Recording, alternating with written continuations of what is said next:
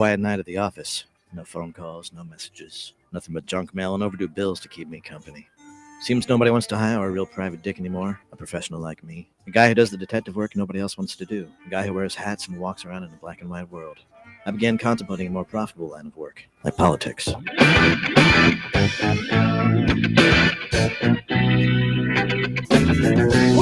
the show you want to know. It's time to talk to you. All right, folks. Good afternoon. Welcome to the Monday edition of the Joe Mangiacotti Show on AMA 30 WCRN. Welcome Monday, too. Happy Monday weekend.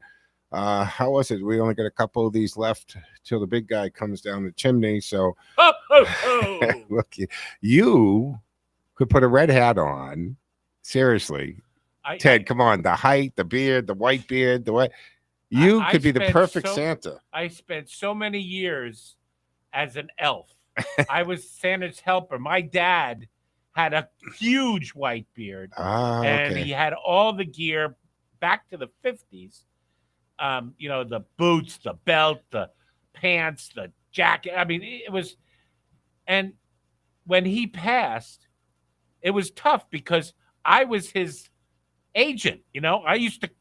I get the calls from all the churches, the grammar schools. Yeah. And I did it for like 2 years, and then I realized I'm not going to survive this. I did it a couple of years ago. I did it. I played Santa a couple of times for the friend of mine who ran the foster care programs and stuff. So, and they always liked, because the kids they didn't know me. They don't. So she would say, "Hey, can you come in? Come in the back door. We got the suit and all that." And this way, before that, the kids could do process of elimination and figure out who was playing it. But when you introduce another person, they have no idea who it is, and who doesn't need their own pattern and everything. That always makes sense. And this, I've got the beard. Yeah, it's not Joe, really white. I'm not white like yours. Yours is. Let's face it. You and I are kind of roly poly. We're roly poly, jiggly bully. And the kids love to hug us. So without getting in trouble, I'll tell you, it was a wonderful time in my life. I had a really good time playing. I haven't done it for probably 20 years, but I'd do it again if somebody asked. I mean, I have my own suit, mine as well. No, I do have a red. I did buy a couple of years ago a red jacket with the white thing that is supposed to be for Christmas time and everything. And I do have to be careful, because if I wear it in public and not just to a party, little kids do look at me for a while. They stare at me and they're like, did I catch him?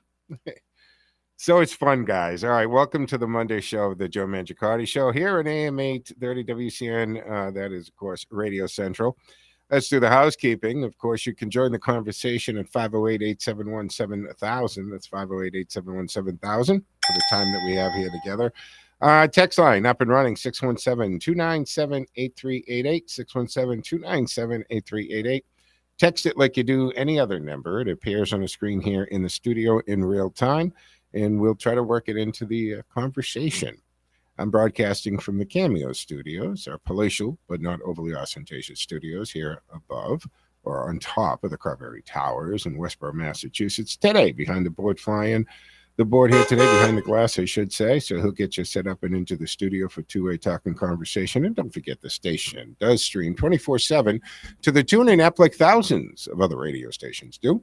So that means you can take us anywhere. I think that's the coolest feature that we have, because it's on your device, in and out of the car, shopping, whatever you're doing, you can do it. I told the story, I think, last week about going into the 99 in Framingham and the bartender finding out who I was, and was very excited and told me how they listened to me and they listened to the station, Howie Carr, big time, all the time, in that the boyfriend is streaming the station on his cell phone all the time, mowing the lawn or walking around the house. So it's real easy to do. And we've got Alexa on board with us. She'll listen for you. And when you say play WCRN, she'll do it, no questions asked, and she'll take it away. Very cool stuff, guys. 508-871-7000 to get into the conversation. Hey, don't forget the show is also turned into a podcast when I get off the air. So that means that you can, of course, download it, subscribe. I looked at the stats, the analytics, and yeah, I told you before, I was surprised. Yes, Belgium, England, Japan, interesting places that apparently have listeners. Joe, it's got to be the hats. Maybe it's the hats. Although I do have friends in Japan, so I'm thinking they are the ones. I should ask him. Are they the ones that are doing this? Belgium, I don't know who I got in Belgium. But the point is, it's actually iHeartRadio is where 51% of the downloads are coming from. People listening as a podcast are on iHeartRadio, but you can do it on Spotify, TuneIn, Google Play. There's several of them out there. So let's get into this. Is actually the 8th, right? So we're a day after Pearl Harbor. So I wasn't on the air for the 7th of December. And also, usually, anyone who's listened to me, I do a couple things this time of year as we talk about Pearl Harbor, and I usually talk about Civil Air Patrol, the United States Air Force Auxiliary. And today being the 8th, I want to start this hour in a place that matters morally and historically and frankly, spiritually, in the civic sense of the word, because yesterday was Pearl Harbor Day, the 84th anniversary. So next year will be the 250th anniversary of the birth of this nation. It will be the 85th anniversary of the attack on Pearl Harbor. And I'm always struck by how quickly a nation can drift into comfort and how suddenly history can snap that comfort in two. Pearl Harbor wasn't just an attack on those ships. It was an attack on assumptions.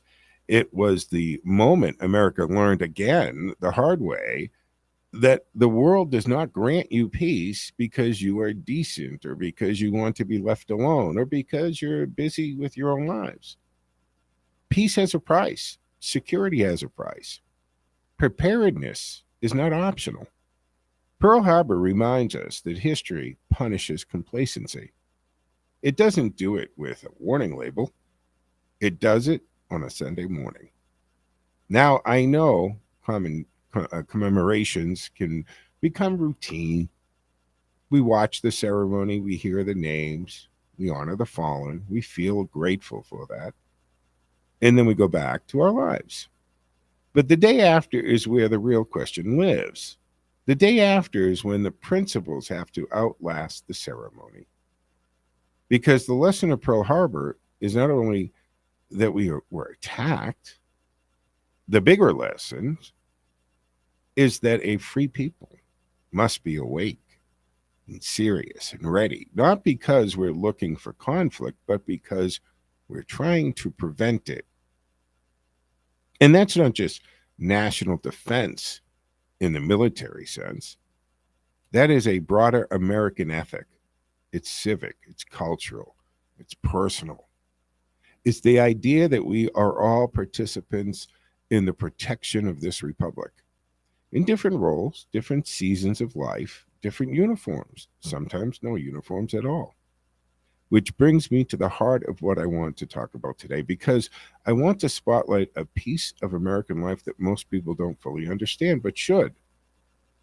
And it's not just because I support it, it's because I lived it. I'm talking about Civil Air Patrol, the U.S. Air Force Auxiliary.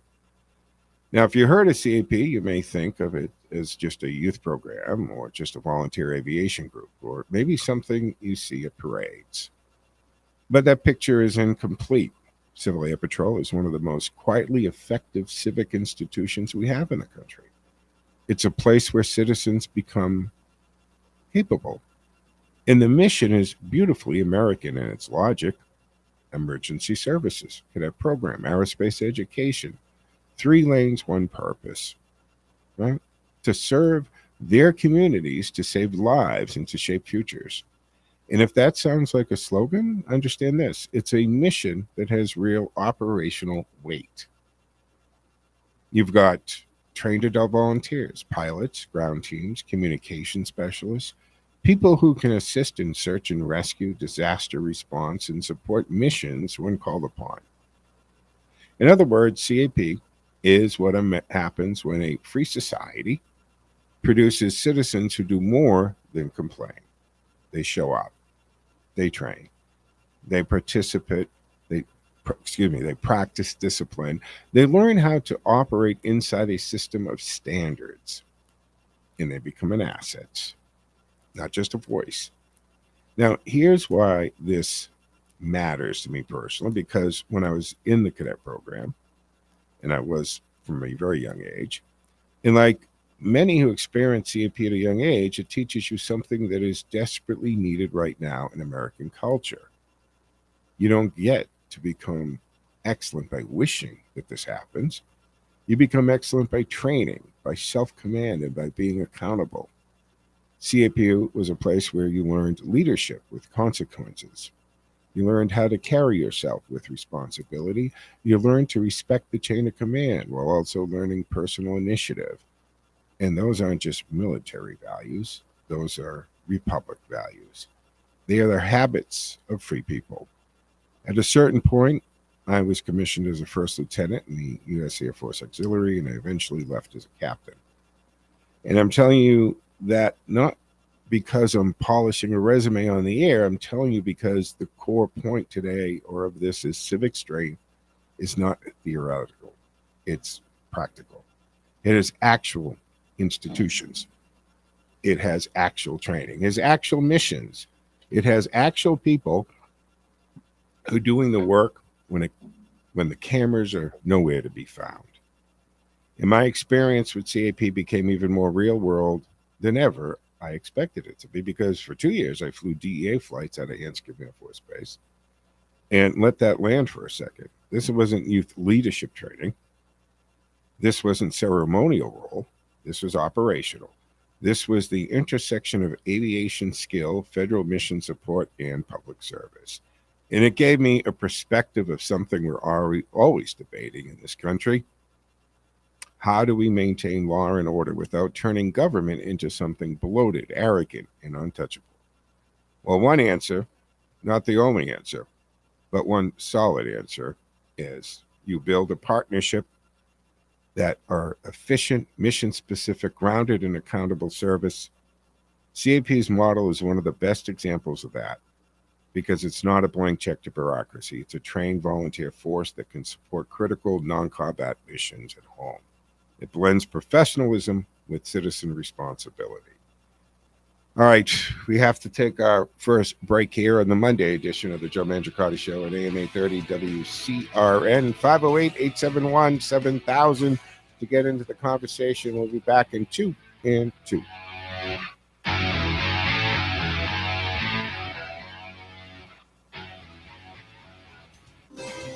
Perner Logging and Land Clearing, fully equipped with state-of-the-art equipment to handle all of your lot and land clearing needs, whether it's 1 acre or 100. They regularly service customers in the local area and will travel to neighboring communities and beyond to get the job done. Now, whether you're doing new construction, renovations, or clearing land for a new development, the Perner Logging and Land Clearing team of experienced personnel makes small or large jobs run efficiently, giving them the ability to always keep the competitive edge. They'll quote your job from something small to hundreds of acres, factoring in all aspects, including the wood salvage value, if any. In addition, they have the right equipment for each size job, making for the most efficient job site possible. For every job, Perner Logging and Land Clearing makes sure the client's goals are the main objective. Call Perner Logging and Land Clearing today for a free estimate, 978-270-9916. That's 978-270-9916. Are you tired of the Orwellian speech, the hypocrisy rampant throughout government and within the Beltway? I'm reminding you Talk Radio is the immune system to the partisan bias, political rhetoric attacking us on a daily basis. Get inoculated. Tune in to Joe Mangiacotti on WCRN 830 AM, where common sense meets common ground. Joe is the conservative voice with a twist, blending a constitutionalist respect for our founding principles with a libertarian's drive for freedom. He's got a unique style that's half constitutionalist, half common sense, and all about empowering you. Just listen to his callers. Joe, I have to tell you first, I've listened to you a couple of times on your own show here, and I have to tell you, I enjoy listening to you. You have some really good, intelligent, cogent thoughts rather than just the constant monologue of conservative talk that sometimes we get wound up in. Joe's even-tempered, intelligent approach cuts through the clutter and dives into the issues that matter to you. Join Joe Mangiacotti for Common Sense Conversation for the Common Sense Citizen and discover how logic, truth, and a calm voice can change minds, even those who might disagree at first. It's not just talk, it's a movement. Catch Joe Mangiacotti, WCRN 830 AM.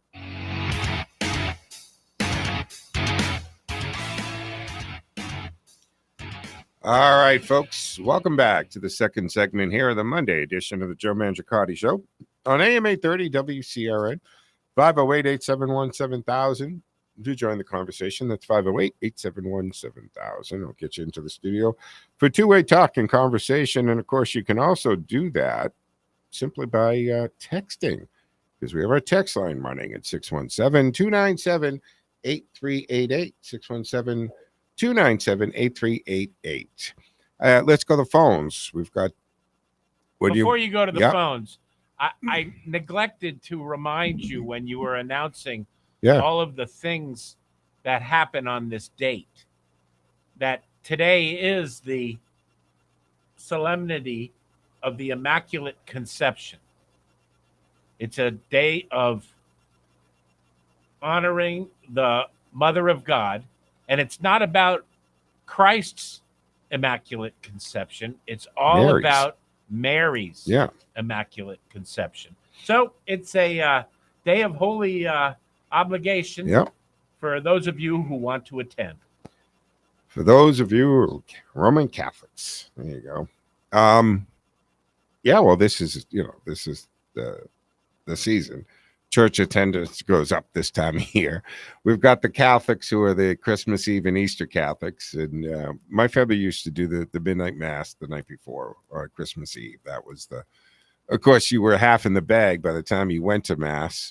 And, you didn't go to sleep till 6 a.m, but that changes over the years. Somebody's got to wrap the gifts. That's true. And boy, were they wrapped. 508-871-7000 to join the conversation. Let's go to Ken waiting patiently. Hey, Ken, what say you? Joe, how dare you describe my brother-in-law on the one day he go to church? Yeah. Yeah. You don't get him at Easter, just this Christmas? That's a group of Roman Catholics all onto their own, just the Christmas ones. Yeah. Maybe every other Easter too. Yeah. Yeah. But yeah, it was, and he had no excuse. It was like 150 yards away. Oh, wow. But then again, Christmas Eve, I mean, it wasn't a big deal being half of the bag. Yeah. 150 Yeah, my sisters, I would say, well, if we got to go to mass at midnight, we might as well have a little buzz on. So, yeah. It got bad when you're taking the flask into church with you, though. I was the type that my wife, mother-in-law, brother-in-law, probably the father-in-law too, they would stay up, and I'm like, nah, it's too late for me. So I'd be sound asleep. Yeah. Well, I would rather do it on Christmas Eve than have to do it on Christmas Day. So I would do the Christmas Eve. Yeah, that was good. But your first topic brought back memories, and here we are on a calendar. The day that will live in infamy. Infamy, yeah. And memories of my mom. She was first year in college when that day occurred. And where was the college, Ken? Where was she in the country? UConn. Okay. She was only 17 because she completed high school a year and a half early. That's another story. Mm-hmm. But the amazing story that people can't imagine is that within a week, more than half of the campus's men were gone. That's the reaction. More than half of the campus. More than half of the men at college. Well, they enlisted. Absolutely. Absolutely, yeah. Similar. We saw similar stuff after 9/11. Yeah. And she served in a way that you can relate to in the Air Force story, and that she was a watch-out tower. Sure. Person. In other words, she had her 8 hours, and it could be any 8 hours, and you know what she was looking out for. Yeah. A lot of people don't realize that, Ken, and let's fill the listeners in. There were an extremely uncomfortable number of U-boats, Nazi submarines off our coast. Maine was a very popular drop-off point to put agents, Nazi agents, into the United States, which we had many of them. And there were many, many U-boats patrolling just right here off the coast of Atlantic and Pacific, for that matter. But back in those, right, we had the watchtowers. We also had, CAP was doing flights because you can get a better visual, even if the boats are close to the surface. I mean, right now you can you take a flight down in Nantucket, and I always, I used to actually go to Nantucket almost every Saturday for lunch until my friends sold their plane a couple of years ago, unfortunately. But you can see the sharks swimming, and it's amazing. You'll go by some of the beaches and just how close the sharks are to the shore, and people are totally unaware. But the same thing, you can see those silhouettes. So there were a lot of submarines off our coast prior to us entering the war, and then certainly after the war. And we used to do the blackouts. I mean, London more than us, but we would try to do it on the coast. So, yes, there were those that were near the coast. She wasn't. She was about 50 miles away. So her lookouts were for planes. Yeah. And people, yes, the subs were the biggest threat, but there were expeditions of spies. I think there was one in particular in Long Island where a bunch of spies came in the middle of the night and started to do their thing, and they got captured within a day, and within probably 30 days, they were dead. In other words, our military justice system took care of them, and they were German. Yep. So some amazing stories, you can't imagine now, and now we have to hug the drug traffickers. Oh, we killed them. Oh, isn't that awful? I mean, the mindset is just so different now. Yeah. Earlier generations. Yeah. Ted, you want to say something? Yeah, I don't think this is really that humorous. Right now, we are in a state of insurgency in this country. Oh, we have foreigners, armed foreigners, invading our infrastructure. Young women are being, I can't even use the words. And these things are not humorous. These things are very serious and dangerous. Well, this is the gear shift that we've seen, because there's a whole battle on drugs and so forth. It's been going on for decades, and it has been ineffective, hasn't worked. But see, I think what this comes down to, and Ken, your feedback on this is appreciated, and Ted too, is we've been fighting this the legal way, through the courts, Coast Guard, intercede, arrest, fight it through the courts. Meanwhile, the narcos, the cartels, the drug traffickers have been fighting with military rules. They both, I mean, they have so much money. Even if you look at their soldiers, they have the flak jackets and wonderful weaponry and night vision and all kinds of things, and drones, tons of drones. And those boats, those are very expensive high-speed boats. They're using military tactics, military-grade equipment. They're fighting a war and invading us on a level that we're not fighting back till now. And the Trump administration and PCAS has changed it from us fighting it on the legal to fighting it on their level, which is a war level. And that's where it's at now, and it's effective. I mean, in that cabinet meeting last week, Hexeth even said, you know what? We're having a hard time finding the boats now. The message has got out because they can't get somebody to say, hey, take this boat. You're going to make 20 grand if you take this, boom. No, I don't think so. 20 grand ain't going to help me if I'm dead. Joe, your point about their resources needs to be understood by the American people.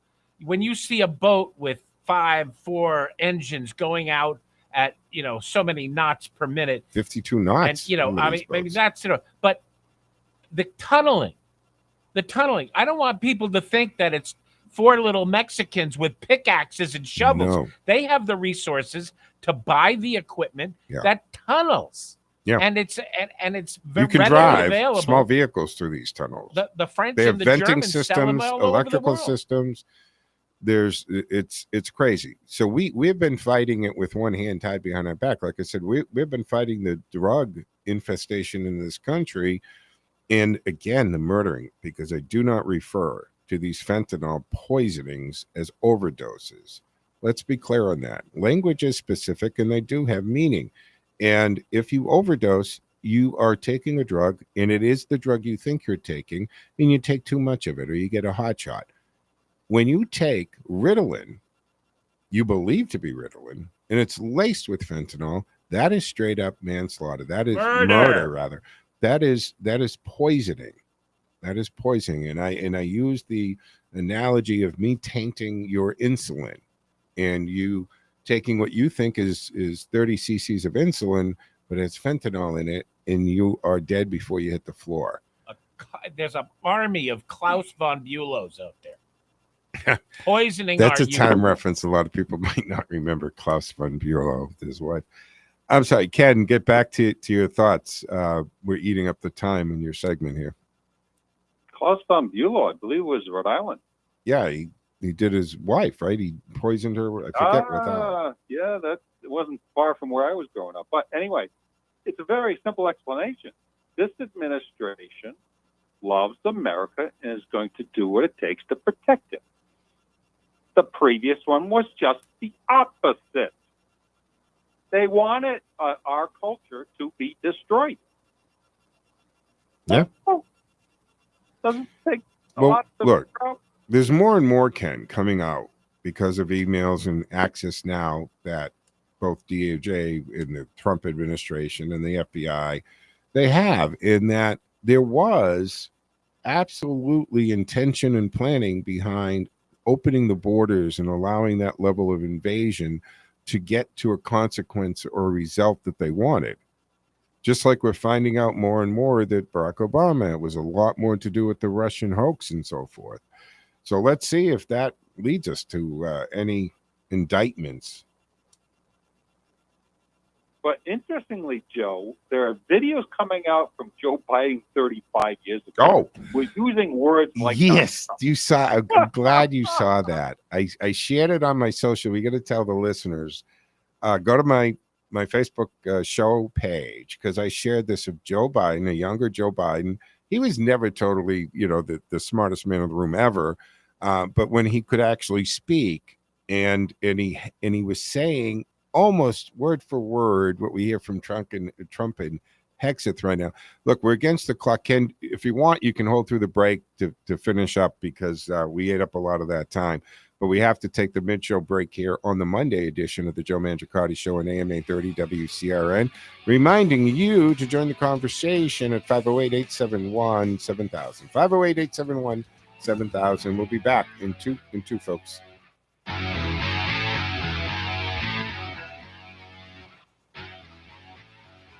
Time now for the forecast from the Boston Independence Group Weather Center. Call Jerry Doherty today at 877-772-1776. Retirement is within reach. I'm meteorologist Sherry Spear, and here's the latest Boston 25 weather on Radio 830 WCRN. That sunshine a little deceptive because it stays really cold today. We've got high temperatures, or actually all-day temperatures in the 20s, and wind chills in the singles and in the teens. So sunshine not doing much for us today. Tonight, it stays clear with lows in the single digits. And tomorrow, we're looking at about 30 for your Tuesday plans. We'll start the day nice and sunny, and we'll see some late day clouds roll in. I'm meteorologist Sherry Spear, and you can hear Boston 25 live from the Morning Drive weekdays on AM 830 WCRN.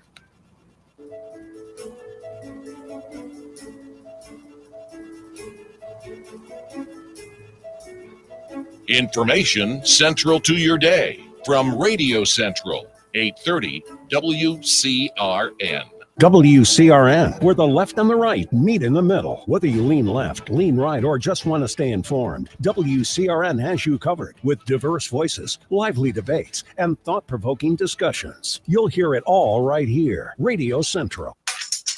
Life is full of changes. Some we choose, some we don't. But how we handle change, that makes all the difference. I'm Joe Mangiacotti, and I'm bringing you Handling Change, a brand new show here on WCRN. Every week, we'll tackle life's biggest challenges and profile a local business or service that can help you navigate them. From career shifts to health, finances, and family. Whatever life throws your way, we've got you covered. Don't miss Handling Change, Thursdays at 10 a.m. on Radio Central WCRN 830 a.m., where New England comes to talk.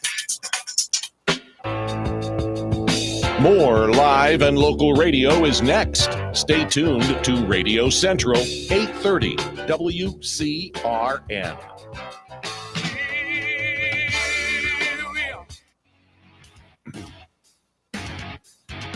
All right, folks, welcome back here to the second half of the Monday edition of the Joe Mangiacotti Show on Radio Central AM 830 WCRN.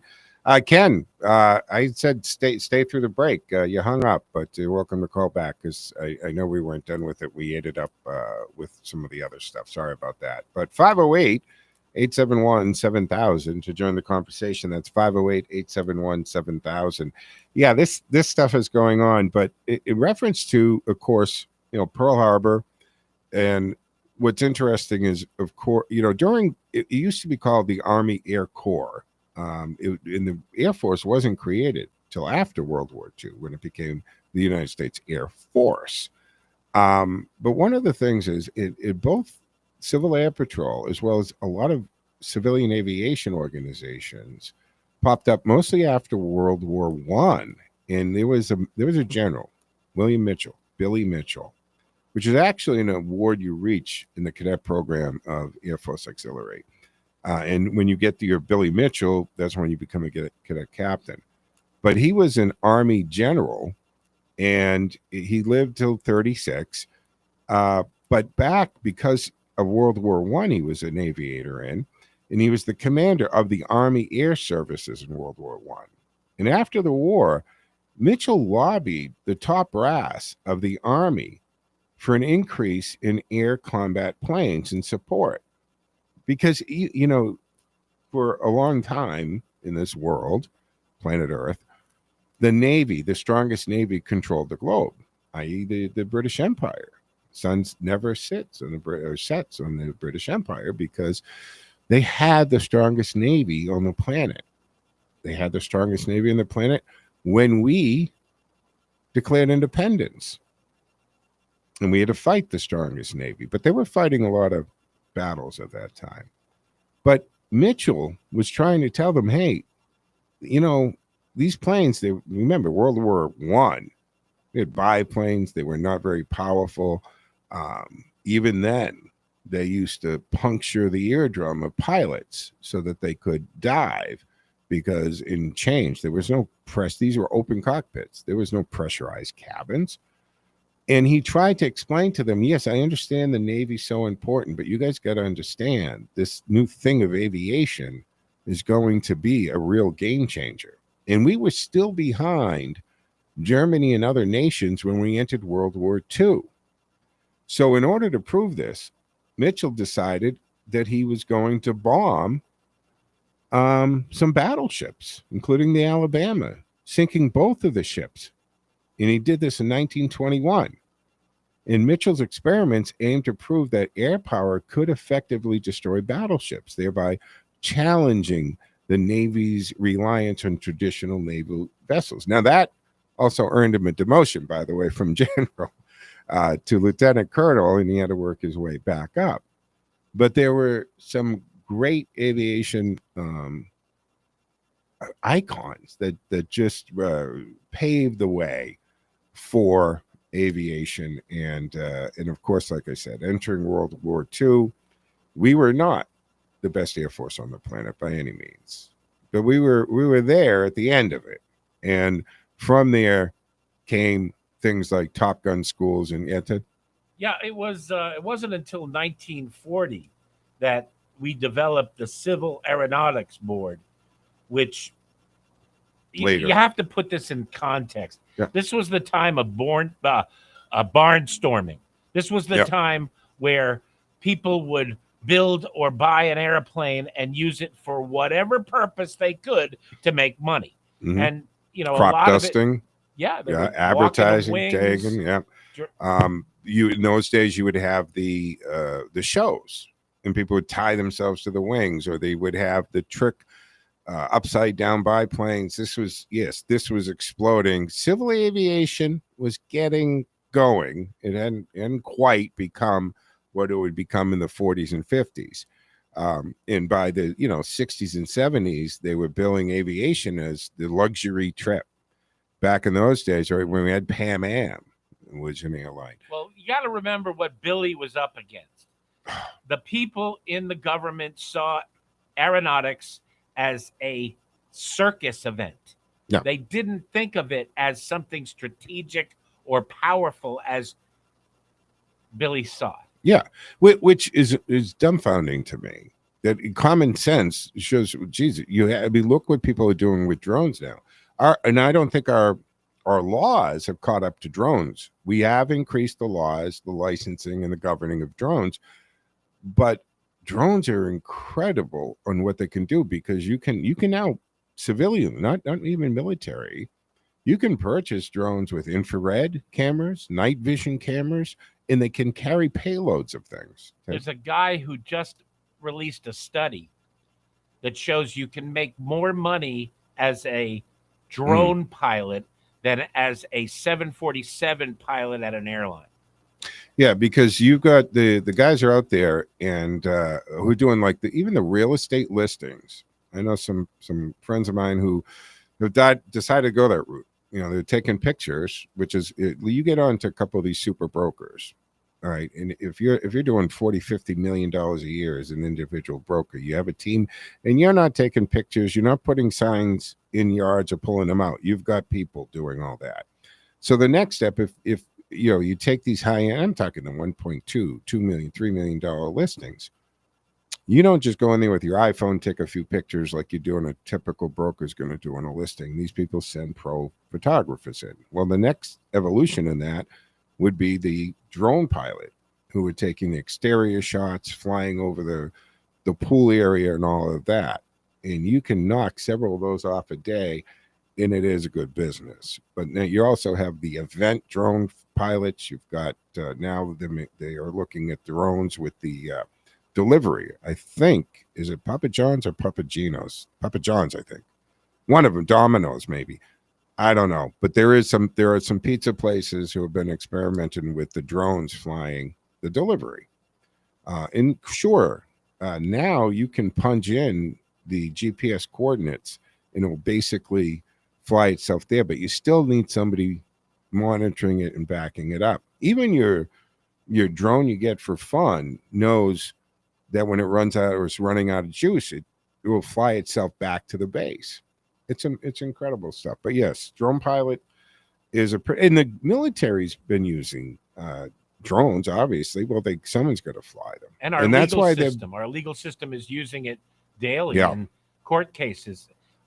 It's large departments, Boston, New York, LA, they have their own drone fleet. And it's also being used by the insurance industry to verify claims. And the private detective agency as well, folks. Yes. Yes, I own a couple drones. They can get you a good look at a neighborhood that you need to surveil, or if you need to, whatever. I'm not going to get into all that. But the drones are very effective tools and to be used. So, and people are going to make some money off of that stuff, obviously. But December 7th, 84th anniversary on the attack of Pearl Harbor at the Pearl Harbor National Memorial is where they had the event yesterday. The official theme, Building Pathways to Peace, emphasizing remembering the moment peace was shattered in 1941. It's important to point out that famous speech that went out over the radio, that fireside chat, that didn't happen till December 8th. Yeah, well, after the event, of course. Yesterday, a day that will live in infamy. And look, the ceremonies honored the more than 2,400 Americans killed. Now, we didn't see something like that. Of course, it happened again until 9/11. And the attack included a wreath laying, memorial remarks, and moments of silence. I don't know because I haven't seen anything, but I'm assuming that President Trump will go to Pearl Harbor for the 250th anniversary of as part of the birthday celebration. Again, the fact that he skipped over 2 non-consecutive is kind of cool in the sense, he gets to be the president during the 250, also the games in California and stuff that were all kind of put in place in his first term. And I think the new Air Force One is being delivered during his second term. So he'll be the first president to use the latest and greatest Air Force One, which is, they've gone from a 737 to 47, I believe. But look, a poignant 2025 reality, right? As the survivor of generations fade, right? Because I think they had a few World War II veterans there, but come on, even if you were 18 when you went in, these guys are old. And they had a nurse. I mean, so we're running out of those guys. And I just hope that we have collectively over the years recorded and documented and got their stories. But that was a generation that did not like to talk about the war at all. So it was not easy to always get the background, get the stories out of them, because they weren't real chatty about it, if you know what I mean. Especially, when you've got, by the way, they're redoing the Band of Brothers. And if you haven't seen that mini series, Easy Company, it's well, the original film is fantastic. Oh yeah, you gotta watch it. It's one of those must do on the bucket list. But as that survivors of that generation, they fade, commemoration is increasingly carried by active duty service members and preserved through oral histories and archives, making a shift from living memory to historic stewardship. And God, I hope that is done and done well and kept in place.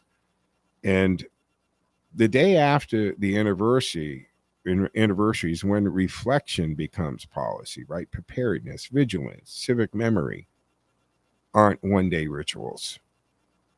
Building pathways to peace, that was the theme of yesterday's remembrance. It's not naive optimism. It's a reminder that peace is built on strength and alliances and readiness, moral clarity. And I think that is something that we have to keep in mind when we get to this modern day narco boats and what's happening in international waters, the moral clarity of this.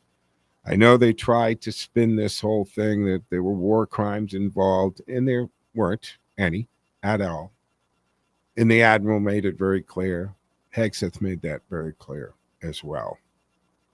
But with very few surviving witnesses able to attend, we're now responsible for transmitting the lessons, not the mythology, but as a warning and gratitude to those men and women who did serve in those days.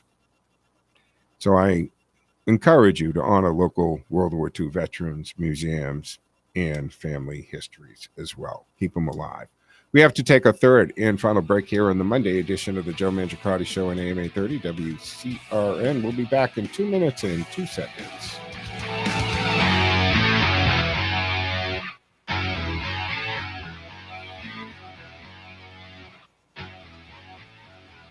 Are you looking for a holistic approach to your health? One that supports your body's natural ability to regulate, adapt, regenerate, and heal? Look no further. The Bioregulatory Medical Institute, BRMI, a nonprofit global organization dedicated to advancing the science and art of bioregulatory medicine, welcomes you to their free and rich library of resources. You'll find articles, podcasts, videos, and more at brmi.online.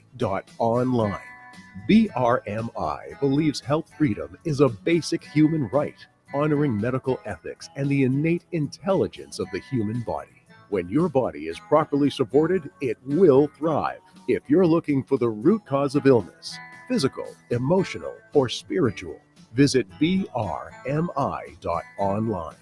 brmi.online.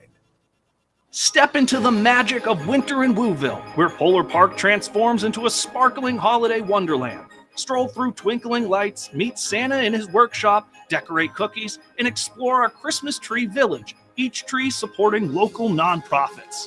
Bring the whole family for festive treats, music, and the spirit of the season in the heart of Worcester.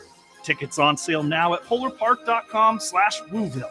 Don't miss the magic. Winter in Wooville happening this December at Polar Park. Hi, I'm Dr. Eddie Arus with the Vascular Care Group. If knee pain is making everyday activities feel like a struggle, and you've been told your only option for relief is major surgery, think again. Genicular artery embolization is a non-surgical outpatient treatment that can dramatically reduce pain and improve mobility. It targets the inflammation that's causing your arthritis knee pain, and best of all, is performed right in our office. To learn more about living the pain-free life, visit thevascularcaregroup.com with offices in Worcester and Sturbridge, Massachusetts. All right, folks, welcome back here. Wow, fast show today. Fourth and final segment on the Monday edition of the Joe Mangiacotti Show here on AM 830 WCRN Radio Central.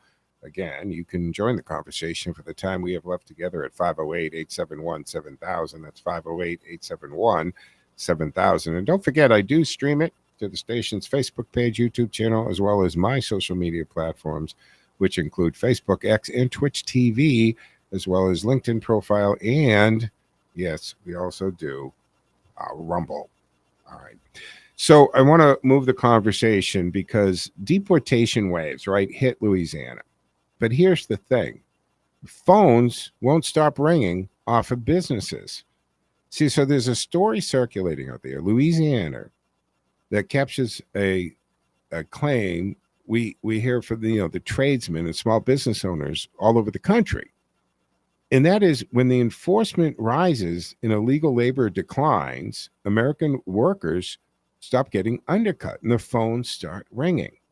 Now, just like Hexeth was saying, geez, we can't find any boats to even go after anymore. Well, guess what?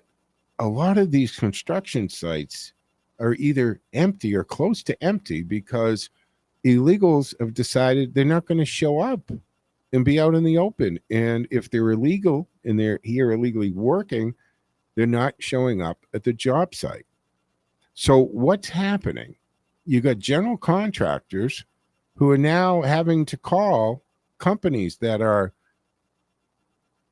owned by citizens, employing citizens, legitimate companies who are paying insurance and workers' comp, and there's nobody to undercut them because a lot of these. And I know people are going, get over it. Look, there are illegals that are working for a company under the table, and the company's doing everything correctly. But there are a lot of people who will do, framing or wall work or whatever, and they're not paying workers' comp, and they're not paying liability insurance, and they're maybe not paying all the taxes, and therefore they can undercut. And a general contractor doesn't always care as long as the work gets done and gets done fine. And I'm not talking about the quality of the work. Quality of the work is usually very good quality. It's just the other part of it that isn't always there. So when enforcement raises, the illegal labor declines and they stop getting undercut. Ted? You know what? A lot of people don't understand. The construction business is a deadline business. You need something done before the next thing gets delivered. Yeah. You cannot put the electrical in after all your wall boards are up. It's just, or plumbing. It's just that you got to do it in a certain order. And you absolutely have to make sure. And that's what a general contractor, he runs a 3-ring circus. But there's this Louisiana construction worker says his business has been a sudden surge in demand since deportations ramped up, and he credits simple labor reality. Fewer illegal workers willing to take jobs below market wages, meaning more work and better leverage for lawful American tradesmen. Now, this kid he's 27 now. He started this construction business at 18. There's a clip of him online. You want to play that? So we've had ICE and DHS down in Louisiana for about a week now. And as a business owner, I've been running my own construction company since I was 18 years old. I'm 27 now. We do paint and roofing, drywall, tile, ceramics, trim, molding, carpentry, flooring, concrete, a little bit of everything. I'm seeing firsthand just the shockwave them boys are sending across the state. No immigrants want to go to work. None of them want to even ride in a truck like mine with a ladder rack on it. And it is so amazing. I've got more calls in the last week than I've gotten in the last 3 months. I got 20 calls in one day.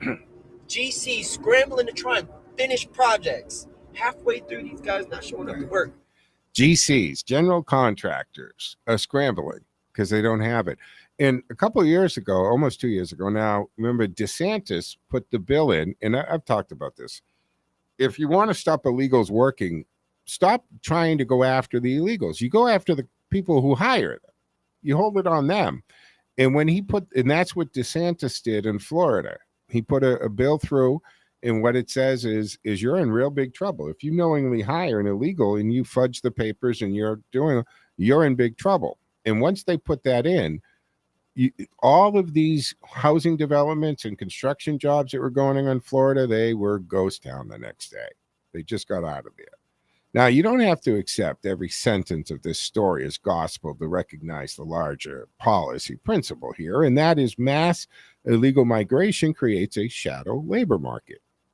It adds to the underground economy, the cash economy as well. So the shadow labor markets distort wages, punish law-abiding workers, and reward employers who can game that system. So if we break that down and argue this, the bigger question in hand here is, who is the U.S. government obligated to prioritize first? Citizens and lawful residents, or the system that quietly benefits from illegal labor? And we see that happening among our politicians in Washington and among the big corporations, because there's always been that shadow hand saying, yeah, we got immigration, but let's not be really, really tight on that, because I own farmland, I own factories, I own this, I own that. And this misconception that all of the fruit and vegetables are picked by illegals is just not true. Now, they may be picked by migrants who are on work visas, but the number of illegals actually picking it is so low. And when I hear some jamoke politician tell us, be careful because you're going to have to pay $20 for your tomato and your chef salad and this and that, I would be insulted if I was among the immigration. Well, I was born here, but my grandparents weren't. Because how do they think? Didn't Hunter Biden say something really stupid about that too? Washing your clothes and cleaning your homes, that only jobs migrants can do are these types of jobs. 508-871-7000 to join the conversation. Let me jump to the phone real quick because Mark's been waiting patiently. Hey, Mark, what say you? Yeah, these big developers, they hire these subcontractors. And the subcontractors, they just want warm bodies. They don't care where they come from, and neither does the developer. No. All he cares about is getting that flat roof up on his condominium or whatever the heck it is that he's working on. So, yeah, the Trump doctrine is working. You go after the subcontractors who are hiring these people, and you tell them, if we catch you hiring, this is the subcontractors, illegal aliens, guess what? You're going to have a problem with the federal government, and that's why all is drying up, and he's getting American help. Yeah, like this kid on this. One last thing I want to put out. You know, they used to call Minnesota the land of 1,000 lakes. Why don't they change the name to the land of 1,000 federal fraudsters? 86 of them, I hear, at the latest count, have been indicted for, let's see, Medicaid fraud. These Feed Our Future, right? Yeah. The meal one. Federal housing fraud. I mean, the list goes on and on and on ad infinitum. And Tim Walsh, he don't see nothing, he don't know nothing, he don't do nothing. Well, we'll see what happens. We'll see what happens with Pam Bondi, if she can put a big girl pants on and stop putting some of these guys in jail where they belong. And I don't care who they are. If it's a governor of a state, if he's finagling the bagel, prosecute him. Yeah, absolutely, Mark. I agree 100%. And we're seeing now, as this is breaking out, and thank you for the call, greatly appreciate it. We're seeing the pictures emerging of this one particular guy, right? There's the restaurant owner who claimed he had fed these thousands of people, and he has 13 seats in the restaurant. And there's a fraudster out there. Pictures of him with Walsh and Ilid Omar were surfacing, and it's starting to expose and cross. And I think, just by observation right now, and being a guy who has investigated things over the years, as long as nobody puts a kibosh on the investigation, I think Congresswoman Omar is in the middle of this crap. Ted. Joe, as much as I have questions about the Somali way of life and have had some exposure to it, I don't think this is a Somali fraud scheme. I think this is a Democrat Party fraud scheme.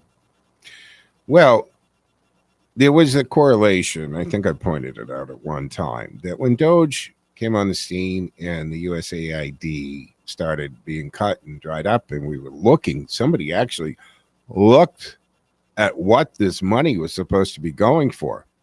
Now, I'm saying that very specifically. They looked at what it was going for, but not a lot of people went and looked at what happened when it got there. So did it even get there? Just because the outgoing wire transfer or check says this is for transgender operations in Guatemala or LGBTQ comic books in Brazil or whatever the hell this stuff was, did anybody actually go to the other end to see who got the money? Because when the USAID money that was pouring out of the federal government was going out, a lot of it went to NGOs. Boy, I hate those NGOs. I love the ones that do good work, but when they're used for money laundering, I have a problem with that. But did you notice the correlation between the money drying up going out of USAID and all of a sudden, what else is in the headlines? That the RNC is flush with cash and the DNC, for some reason, is not. That their donations have dried up, that the cash flow coming in has dried up. For some reason, they have like 11 million to 100 million. They're still paying off Kamala Harris's $20 million debt over the $1 billion. Zelensky wants to know where the other half of his money is. Yeah. So the guy that we were supposed to be sending all this money to is saying, could we check that? Because I didn't see that come in. What's going on? All this leads to something, but we're going to wrap up the Monday edition of the Joe Mangiacotti Show here on AM 830 WCRN. Thank you for stopping by. Don't forget, it's a podcast when I get off the air. You can subscribe at Spotify, iHeartRadio, wherever you get your podcasts. It'll be back tomorrow afternoon, 1 o'clock, same bad time, same bad channel. Hey, Joe out, guys.